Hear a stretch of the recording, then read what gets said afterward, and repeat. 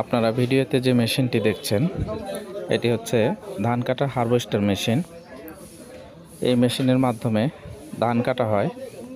তা আমাদের এই মেশিনটা এখন ধান কাটার সিজন অলরেডি চলে আসছে। আমরা ধান কাটা শুরুর আগে মেশিনের সব পার্টসগুলোকে চেক দিচ্ছি এবং বল বিয়ারিংকে পরিবর্তন করতেছি। তো এটা দেখতেছেন ব্লেড, এই ব্লেডের মাধ্যমে ধানগুলো কাটা হয়। এটা ধান কেটে একদিকে ধানগুলো জমা হয় আর খড়গুলো আরেক সাইড দিয়ে বের হয়ে যায়। তো আপনারা দেখতেছেন আমরা ইঞ্জিনিয়ার দ্বারা এই মেশিনটি ঠিক করতেছি। কাজ করার শেষে আমরা অলরেডি প্রথমে ধান কাটা শুরু করছি এবং দেখেন আপনারা যে এই মেশিনের ট্যাঙ্কের ভিতর ধান জমা হয়েছে এবং এই ধানগুলোকে আমরা এখন ড্রেন লাইন করতেছি। তো সকলে ভালো থাকবেন, সুস্থ থাকবেন। তো এই মেশিনে আরও কিছু জানতে হলে আপনারা কমেন্ট